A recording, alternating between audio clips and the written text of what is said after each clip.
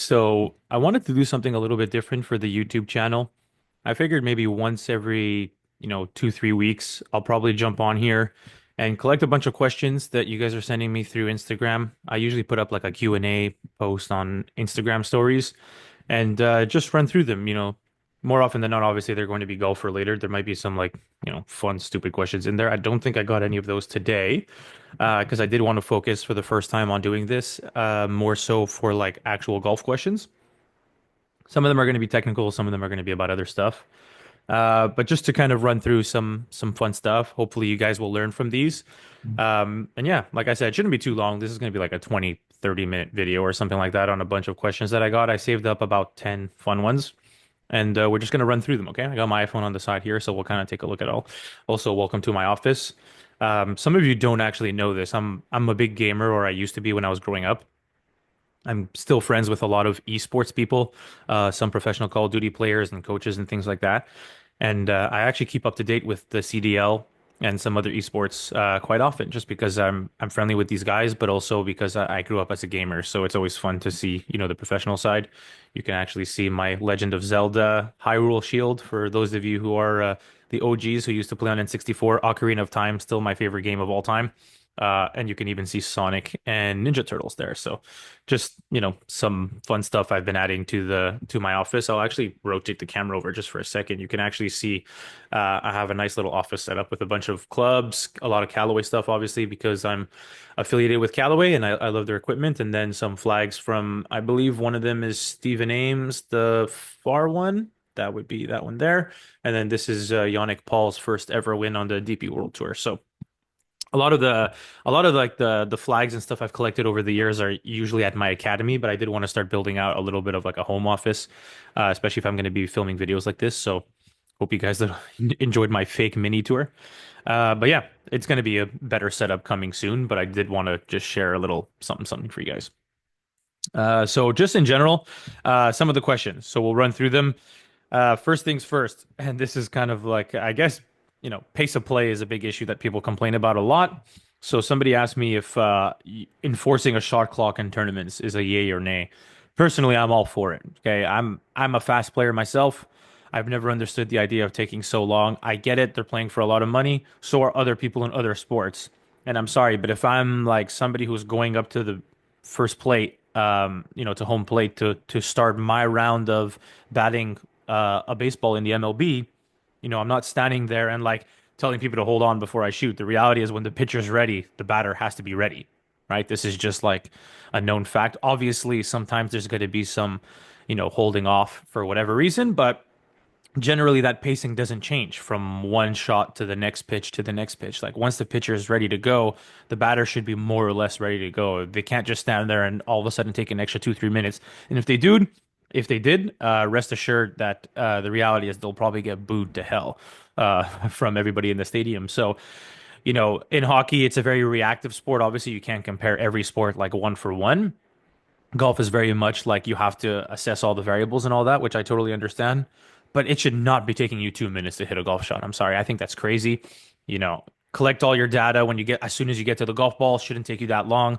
Once it's your turn and ready to go, like you should, if you're able to go play ready golf with your buddies, why can't you do something even remotely close to that when you're in a tournament setting?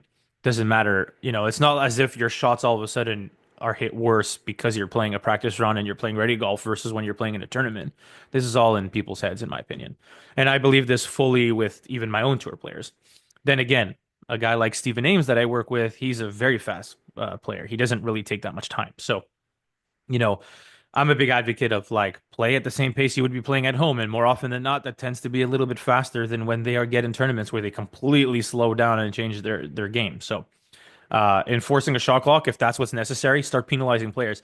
I'm also of the belief that these little fines that they offer players in tournaments, that I'm going to be honest, that doesn't do shit. Like offering a guy, or not offering, I should say, penalizing a guy who makes 10 to 15 million dollars a year. Let's say like the better players.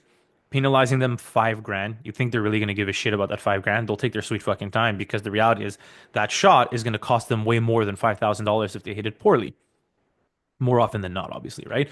So this is one of those situations where, in my opinion, enforce the fucking shot clock, excuse my language, and really, start penalizing players' actual shots. You take too long, first one's a warning, second one, you just lost a shot, penalty. Next time it happens again, boom, penalty. Next time it happens again, penalty. And make the penalties more severe each time. First one obviously has to be a warning. Second one shot. Maybe the third time, which would be your second penalty, is three shots. Make it like amplified every single time because you really need to start giving these players a kick in the, you know what, in order for them to start hurrying up and learning how to play at a faster rate. Or I'm also of the belief expose the guys who are slow. I'm sorry, but there is no reason why the PGA Tour or any other association for that matter should just be sitting there and like seeing all the data of which players are actually slow and then not publicizing it. Because the reality is public shaming, I hate to tell you, like you guys play for millions of dollars, maybe you deserve it a little bit. You know, PGA Tour players have the right to play a bad round of golf and then choose not to speak to the media. If you did that in other sports, well, first of all, they would rip you apart online. They tend to do in golf also, but in general. And secondly, more often than not, you don't really have the choice. If you play a bad game, like the Toronto Maple Leafs just got eliminated in the NHL, right? Mitch Marner, Austin Matthews, all these guys, John Tavares, well, they had to go and stand up and actually talk to the media afterwards. They don't really have a choice. Sometimes we don't have a choice. This is just part of professional sports. You're paid a lot of money to do these things. So I'm kind of rambling on, but yes for shot clock, yes for penalizing players, and if I'm being honest, yes for exposing the ones that are slow. Let everybody know who's slow because guess what? People are going to keep a lot more eyes on those guys, and then the next rounds they're probably going to start to speed up, or they're going to have to do something different to learn to speed up. Sorry, I hate to break it to you. I have a strong opinion about this because I'm not a slow player, and when I see slow play, it gets me nervous a bit. Are the ball speeds on the TrackMan on TV actually true? I mean, here's the thing.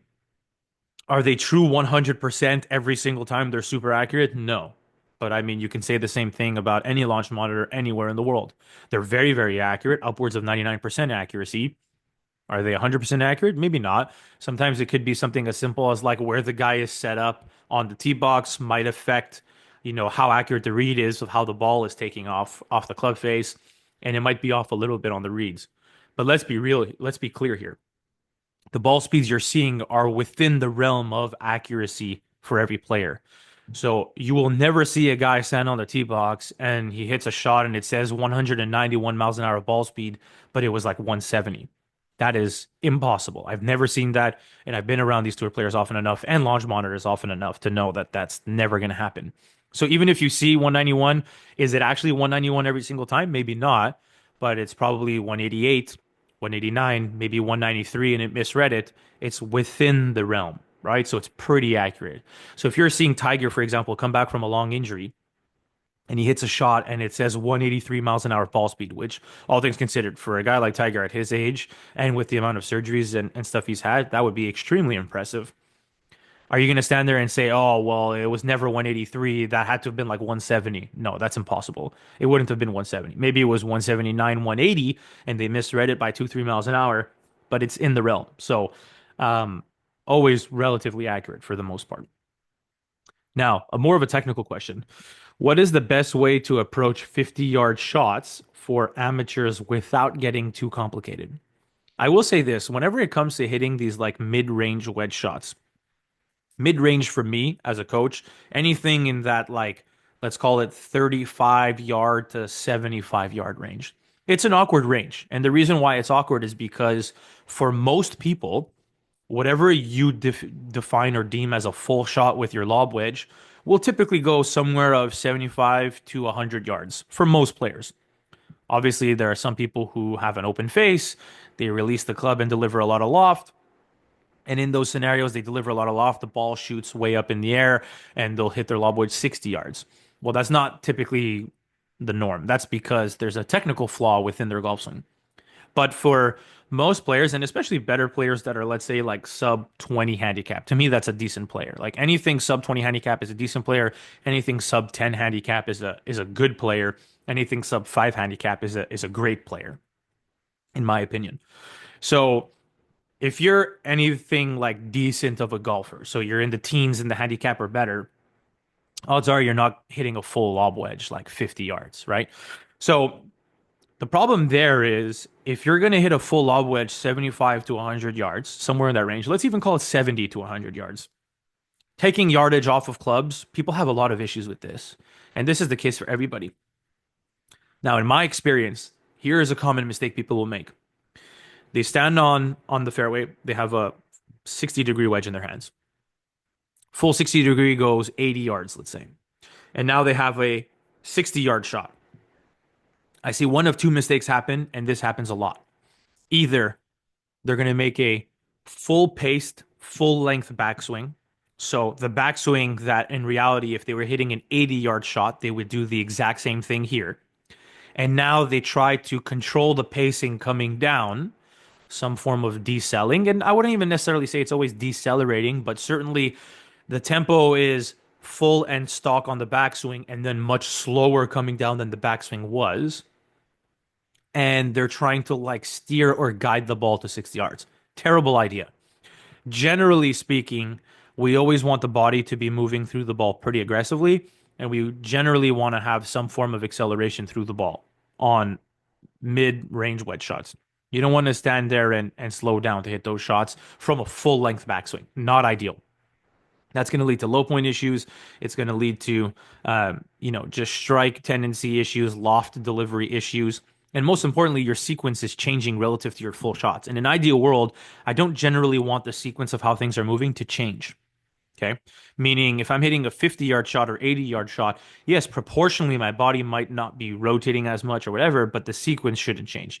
The order in which things happen with your body parts should be more or less the same or within a similar range.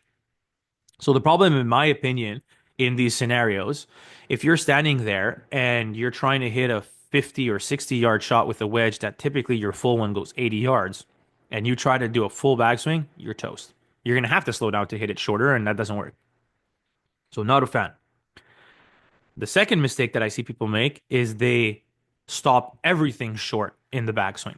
So obviously, to some degree, you need to make a shorter backswing if you want the ball to go less far.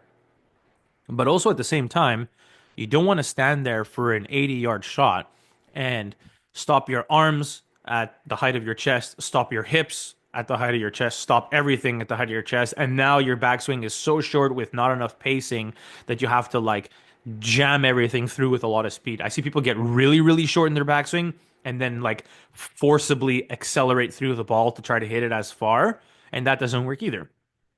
Not only that, but technically speaking, you can create problems if you stop everything short. Because if I don't load my hips very far in the backswing, I'm not going to magically fire them on the way down. And if I do, now the sequence is different than my full shots. That's not ideal. But also, more often than not, what happens in this scenario is if I just try to stop everything short, I get very handsy because my body doesn't move very well. And that's not ideal either. I can't control my loft consistently if I'm just trying to do everything with my hands and arms and my body's just like non-existent. It's okay if you're hitting it less than 30 yards. You're hitting a pitch shot, something that's 20 yards away from the green. I mean, yeah, totally fine because I can hit a 20-yard shot with just my hands and arms. I can hit a 30-yard shot with just my hands and arms. If I have to do a 40, 50, 60, 70-yard shot with just my hands and arms, it's going to feel like my hands and arms need to do a lot and my body's not really working very well. And I can't guarantee that I can control my loft every time. So in that scenario, let's simplify this now because the question really was about not making it too complicated, and I'm making it very complicated right now. So I do apologize. Don't make a full length backswing. That's not ideal. And don't stop everything short. That's also not ideal. What I like to do is tell players, feel like your body is still rotating on both sides of the golf ball. So still rotate your hips back, still rotate your hips through, still rotate your chest back, still rotate your chest through, and just shorten up the arms. Simple as that. That's the simplest way to hit those shots. Meaning, I'm still going to make a hip turn in my backswing. I'm still going to rotate and finish facing the follow through like towards the target. So my chest is going to be facing the target in the follow through. But maybe I'm just swinging at chest high to chest high, or shoulder high to shoulder high, or knee high to knee high, for example. That is like the simplest way without getting too technical to shorten up your yardage. So for me, a full length lob wedge, for example, I play a 58 degree, not a 60. A full 58 for me goes 90 yards. Okay. I can be a little bit more aggressive on it and like chase it out to, let's say, 95, maybe even 100. But at 100 yards, I'm losing control and I'm spinning it too much. So let's say 90 yards is under control. I can push it to 95. If I'm trying to hit a 70-yard shot, I'm doing the same aggressive motion with my body on both sides of the golf ball, still making a nice full turn on the way back with my body, still making a nice full turn through with my body, but I'm shortening up how far back my arms go. Maybe my arms are going back to three-quarters of the distance, and that'll be a 75-yard shot, and then maybe a little bit shorter than that for 70 yards or whatever. You can control the pacing a little bit. Like I'm okay with some fluctuation of pacing when you're trying to hit these shots, but generally speaking, you should be close to as aggressive as you would on a full shot, regardless. Okay. So still the same acceleration. So that's the way I feel about it. That's for a 70-yard shot. Obviously, if you're hitting a 50-yard shot, then you might have to stop the arms a little shorter. And that's where you can control the tempo maybe a little bit more. Obviously, at some point, you can't be super aggressive with your speed and pacing on a 40-yard shot. I mean, you're going to hit it way too far. So, yes, at some point, the tempo and the pacing might slow down a little bit, but it'll slow down on both sides. It won't be full length backswing, full speed, and then decelling. It'll be, a little softer speed and tempo on the way back, a little softer speed and tempo on the way through, still rotating your body aggressively, just shorten up the arms in that scenario. That's still pretty complicated of an answer, so I do apologize, but that's kind of the best way to think about it. Now, what mentality, this is a good question actually. What mentality leads to developing unconventional but effective golf swings like Jim Furyk and Scotty Scheffler? Okay, first thing that needs to be clear here, even though their swings are unconventional by aesthetic standards. And I say aesthetic because the reality is when you're talking about conventional versus unconventional, you're talking more often about visually what it looks like. Because when you actually dive into the deep data of the patterns, they're very good, they're very efficient. Unconventional means I'm holding the putter differently than most players do. I'm swinging the club differently than most players do. Most players are within a specific range of plane movements in their backswing. Jim Furyk is outside that norm. His arms and club go very upright and then reroute very aggressively behind them and towards a shallow direction. What mentality leads to developing these? Well, I wouldn't even argue it's a mentality. It's more the fact of knowing if you're a really good coach, you know when to change things and when not to change them. And I'll relate this to a former player of mine, Jeremy Paul, who has a very, very inside takeaway. Jeremy's takeaway is super flat. His shaft looks like it's lying down halfway back. It is pure horizontal, parallel to the ground. By conventional standards, he's nowhere near that, right? He's not picking the club up and getting it somewhat down the line at the top. He's pulling this club back and the shaft is going back super, super flat. That's not very conventional. The difference here is I'm not developing in that case an unconventional move for him. I'm learning and understanding when it is okay to leave them alone. Scotty Scheffler, most famously, it's his footwork. His footwork is moving all over the place. But if he can consistently strike the ball solid, has a pretty consistent path into the ball and face control, and he is playing really well in tournaments and things like that, there is no reason to change the unconventional component of him as a golfer, which is his footwork. Jim Furyk. Jim Furyk, the only thing that's unconventional about his golf swing, if we're being honest, is his backswing. People talk about Jim Furyk because he reroutes the club so much. So many golfers reroute the club. They just do it in different ways that maybe doesn't look very unconventional. Matt Kuchar has a super inside pattern, very, very deep hand path. He does drag the forearms a little close, so the club doesn't look as inside in the takeaway, but his arms are super, super deep in his backswing. And then his chest kind of spins out a little bit, what people would call over the top aesthetically, and he hits these like fades, right? Well, that to me is unconventional. It's very deep to very out and back in front of him with his hand path. Jim Furyk just happens to be the opposite. Jim Furyk's is aesthetically a little bit more extreme, which is why people call it unconventional. But by, tour standards, it's very efficient. His hand path doesn't get too far out in front of him coming down, considering how upright they were in the backswing. His club reroutes into a relatively shallow position. Now his trail arm gets stuck a little bit behind him coming down, but that's more because once he's at the top of his backswing, his lead arm pushes really back into his chest. And if my hands are connected to my body and I push my hands back into my chest, well, my trail arm is going to retract behind me. So coming down, it always looks like his right arm is kind of collapsed and narrow and behind the back. The thing is, he doesn't struggle with low point issues or shaft lean or anything like that because he rotates well enough to support what his hand path does in transition. If his body didn't move as well as it did, he would get stuck way under the plane and hit massive blocks, thin shots, delivering too much loft. It would be a problem. But his body does rotate as well. So if someone like that came to see me, there is no reason you take an unconventional move and you develop, like the idea of developing it really is leaving it alone. It's learning to build and strengthen the components around it to make the swing very functional, right? You should only get rid of things as a coach when you believe that the elements that you are seeing that are considered unconventional are creating a problem.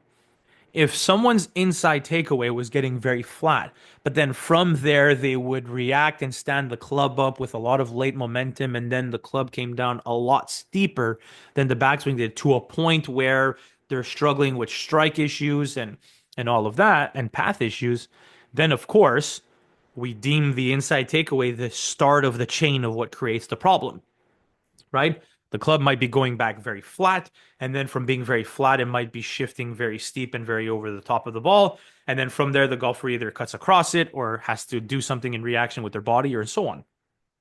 In those situations, well, you have a clear-cut reason to make those changes, right? You can work your way backwards and say, well, the root of that problem really starts, it stems from the takeaway being inside.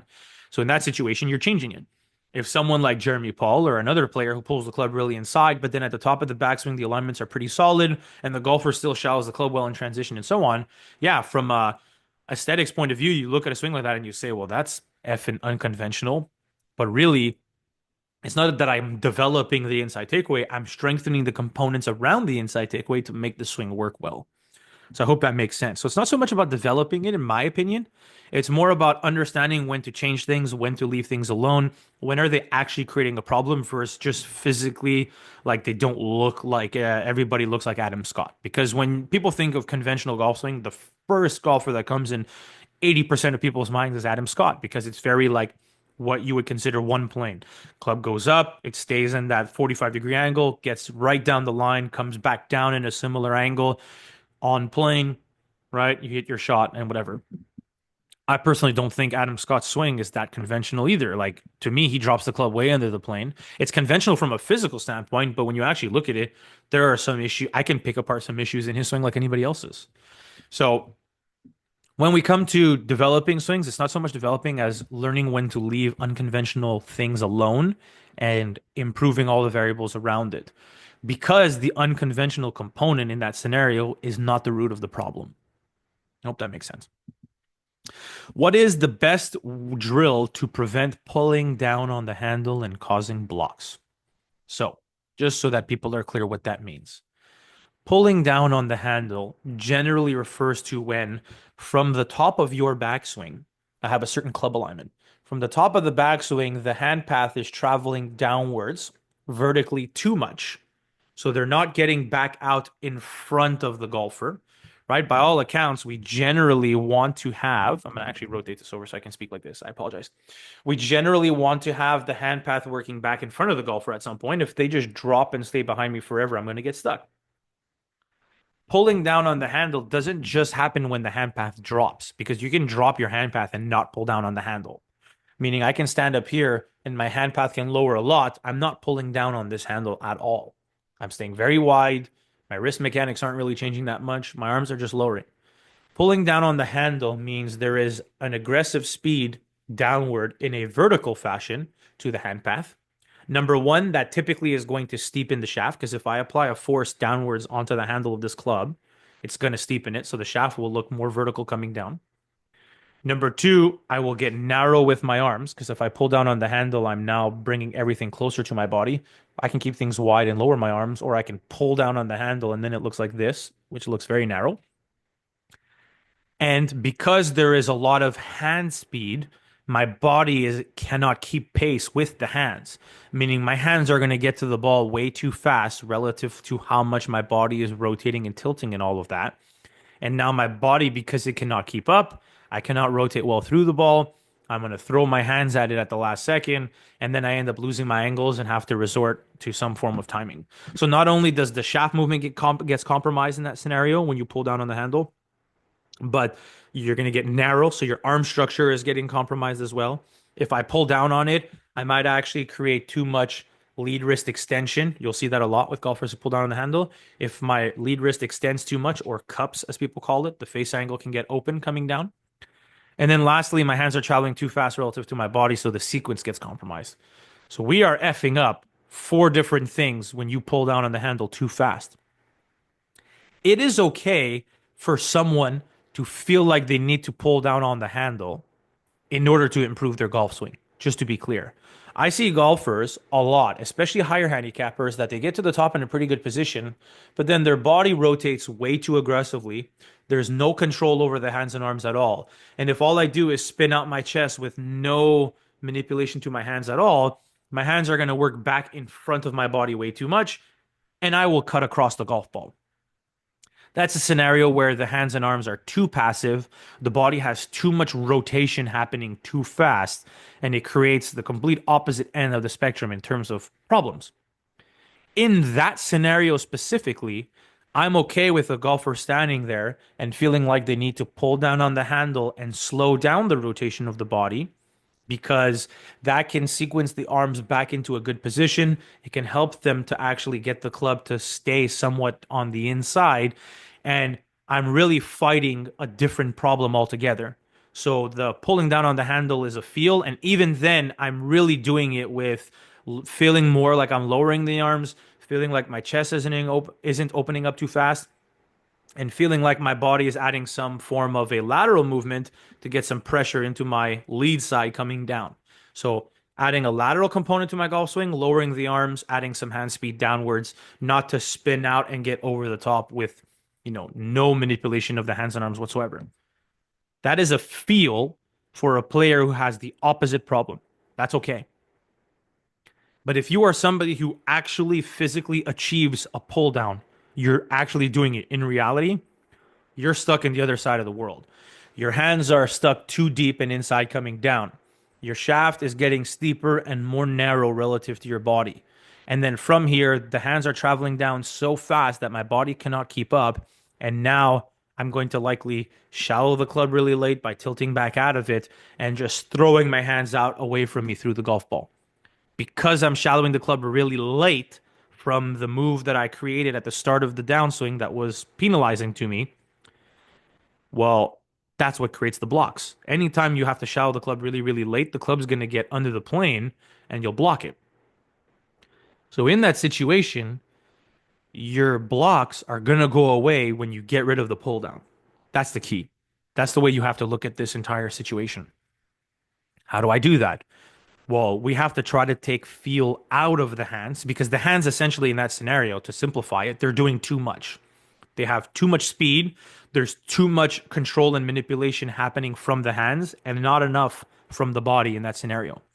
So the best way to get you back on track, get your club and hands back in front of you and not get steep and narrow at the start of your downswing, you have to take control away from the hands in transition. The golfer whose hands were being left alone and rotated out of sequence, right? The one that I spoke about in the other scenario, that player who pulls down on the club, they need some of that. They need some of the opposite to balance them out.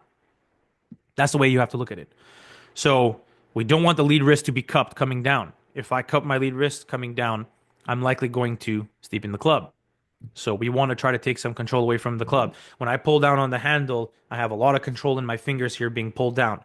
Try to hold the club in the palm of your hands and pull down on the club. Not nearly as easy as if it's in my fingers and I pull down.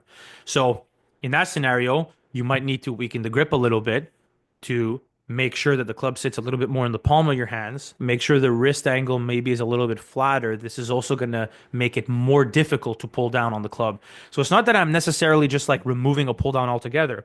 I am changing the elements around your golf swing in that scenario to make it more difficult, essentially, to pull down on the golf club. That's the way you have to think about it. And then it's a lot of work on trying to incentivize the body to move differently while feeling like we're leaving the hands and arms alone. The speed has to change. Instead of having the speed coming from the hands, the speed needs to come from the body, and we need to leave the hands a little bit more along for the ride, a little bit more passive. That is how you are going to get rid of a pull down. Now, I need to make it very clear, pull downs don't go away overnight. It's really easy for me or any other coach to like post a side by side video of a student who improved and say, well, I got rid of this guy's pull down. And I've done it before and I have videos of exactly that. The key is understanding this is a process that's going to take time. Someone might get the feels and click and it happens sooner than later. Some other golfer might take months to clean it up. There's no defining how long a player should take on a swing change. It's a very subjective process. The key for me, especially as a coach, is making sure the player understands where the issues are coming from, what it's causing in terms of the ball flight, what we need to change and how to change it, and then what the expectations are going to be as you go through the process of changing it. If I slow down the pull down by changing the grip and the wrist angles and the pivot and all these things, you should expect, first of all, visually to see the hands and arms do this instead of that. And then ball flight wise, you shouldn't maybe see a lot of blocks. Maybe you'll feel like you're hitting pulls, right? Maybe you'll change other things. It'll feel a little bit out of sequence from the chest and the hips instead of from the hands. The player needs to have this expectation so that when you go to the range and you work on something like this for the first time, where you're trying to get rid of a pull down, you're not going to stand there and hit a shot and be like, well, that felt different, but is that good or not? You should know that going into it. It's the coach's priority to give you the full explanation from A to Z. So when you go to the range, there are no surprises. Not only do you know that specific meaning of different is a good thing, that the ball flight you're seeing is different is a good thing. It's the expectation. And then obviously visually, like on 2D, on camera, on 3D, however you want to assess the player, you're seeing changes to how the movements are happening. The player is maybe tilting a little differently versus before. The player's hand speed isn't as aggressive downwards. We're seeing the hand path work a little bit more out and in front of them. The shaft in reaction to the hand path change is now going to be working different as well, right? If I pull down on this handle, like I said, the shaft gets steep and more vertical. If I stand here and I push the hand path out and in front of me, I'm applying a very different force to this handle. Oh, excuse me, I just hit the microphone. That might actually help me to shallow the club more. So you'll see a different reaction to the shaft pitch coming down because of the pull down change as well. If the coach can explain these things, obviously in a way that the player would understand it, no matter how simplified you need to go, you can actually get rid of the pull down. It can be done, folks. I hope you guys know that. That was a long explanation, but I hope that was clear. Okay, one more question, because really I can ramble on, I feel like, for like 45 minutes with all the questions that I was given, but we are going to do just a couple and then we'll kind of take it from there. Another video will save more of these questions. Okay, so what is your preferred ways to change trajectory with irons low to high? I am a big believer that the easiest way to change ball flight in general, trajectory low to high, curvature right to left, left to right, spin wise and all of that, is through setup changes. Because changing something statically typically is easier than changing something dynamically, which is through the actual movement of the golf swing. If I change the trajectory with your irons, you want to hit it higher, move the ball position forward. The further in your stance the ball position gets, the less shaft lean, the more loft you deliver at impact, the higher the ball is going to go. Simple. You're going to launch it higher. The thing is, you need to understand what else is being affected through that process. If I move the ball position forward in my stance, I'm going to launch it higher, so I'll hit it higher. If I have a tree in front of me, move the ball up. It'll help me get over that tree a little bit easier. But also, the more up in my stance I put the ball, the later in the arc I hit the ball, the less from the inside I hit the ball. Meaning if I'm a drawer of the golf ball and I move the ball up in my stance, I'll launch it higher, but I will draw it less. I might hit it straight. The opposite is also true. You want to hit it lower, you can move the ball back in your stance. That's easier to get your hands forward. That's easier to lower your dynamic loft, which is your loft at impact. So how low the ball is going to then launch. And that will help you to keep the flight down. But at the same time, the more you do that, well, you're hitting it earlier in the arc. You are hitting it more from inside out. So if I move the ball back in my stance, let's say I'm dead neutral. The ball position is in the middle of my stance and I hit a neutral flight, neutral ball flight, straight. We're going to use this as the baseline to understand these theories. The further back in my stance I hit it, I'll launch it lower, but it'll be more draw biased. The later in my stance I hit it, I'll launch it higher, and the ball flight will be more fade biased. This is also why people struggle with their drivers, because your driver, not only you're hitting it on a tee, so it's a very different type of contact point than when the ball's on the ground with your irons. That alone can be overwhelming for certain players, especially higher handicappers. But also, it's I'm hitting the ball much later in the arc. I'm going to cut across it. The exact same swing plane coming down into the ball, the exact same path. I shouldn't even say swing plane, but let's say the exact same like visual movement pattern into the ball. If I have a wedge in my hands, it'll be easier to draw than if I have a driver. It'll be easier to fade. Doesn't mean it's guaranteed to fade. It means it's harder to draw it. With the wedge, the ball's further back in your stance. It's harder to fade it. Also, the loft is a lot stronger on the club face with the driver, which is going to influence more curve as well. So it's easier to hit the ball not only, more drawy with the wedge, but also because the wedge has a lot of loft, it's easier to launch it higher and it's going to curve offline a lot less versus a driver where it'll launch very differently and curve much more aggressively. So when I'm trying to change trajectory with players, well, number one, the first question you need to ask yourself is your actual swing DNA itself creating a ball flight problem? If you're coming to me and you're launching every ball at 7, 8 degrees, I have guys who come to me sometimes and they have a 7 iron in their hands and they hit so down and across it with such a strong grip and strong club face that they can hit the ball very far. They'll hit a 7 iron 190, but it launches way too low and it doesn't spin nearly enough. Well, that is a technical problem. Your shaft pitch might be too steep, right? You might be cutting across the ball too much. There might be other issues within your golf swing that are creating problems. If the swing DNA itself has an issue, then you need to change the trajectory as a byproduct of changing the other issues that exist. In those cases, I'm not necessarily looking at your golf swing and saying, well, you're absolutely launching it too low, let's change it. I'm looking at your golf swing and saying, there's a flaw within your swing DNA, let's change that. And through changing that, you should see the ball launch in a better window, a more efficient window, we'll call it. Because launching it too low and launching it too high have their own problems. I can hit stingers off the tee and it's all fun and games. But if I'm hitting a stinger into a green with a forehand, I'm not going to be able to control the ball when it lands and how it's going to roll out. But off the tee, I can hit stingers all day and it's fun. I'm somebody who launches the ball too low. I hit the ball way too low on average. I get away with it in Quebec because the greens are very soft. Most grass is bent. There's a lot of humidity in the air. There's a lot of moisture on the ground. The ball typically is going to land and either plug or not going to spin that much. Okay. So I can get away with that. I'm not landing on a hard surface and it's bouncing and kicking forward, even though I don't spin the ball enough. I spin my 4 iron like 3,800. It's too low. So that is a scenario where number one, I don't have the patience to work on my game anymore because I work with so many other players. But also number two, the environment in which I play most of my golf, it's not that penalizing, so I get away with it, and I'm happy just accepting that that's the case. But if you're competing in different events and you're going to different locations and you're dealing with different terrains, well, you're going to get into a scenario where that ball flight might penalize you. So in that situation, we need to change it.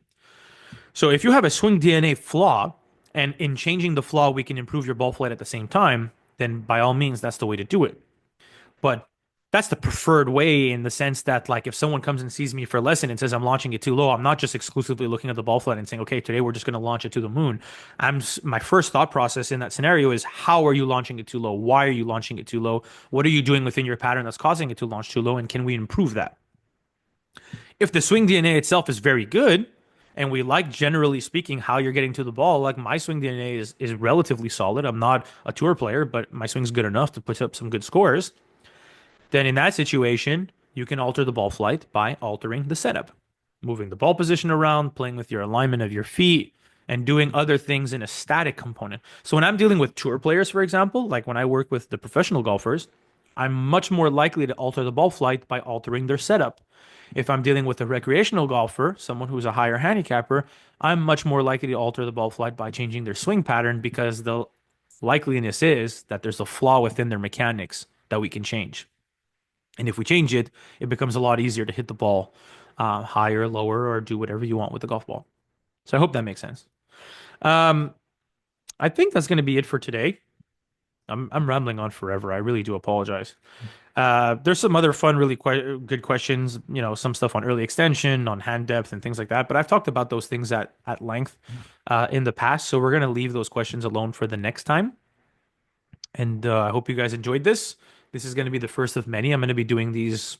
Let's start once a month just to be safe. I don't want to like overshoot myself with how much I'm able to handle. But let's say like once a month at the minimum, maybe twice a month if they start to get more popular and I get more questions being sent in. If you have questions and you enjoyed this video, leave questions in the comment section. And then what I can do is I can answer these in a follow-up video and I'll run through them. And I'll generally prioritize the questions that are being sent to me here on YouTube versus ones that are sent to me on Instagram stories. This was obviously the first time doing it, so I had to collect some questions, some fun questions. But I hope you guys enjoyed and stay tuned for the next one, y'all. Peace.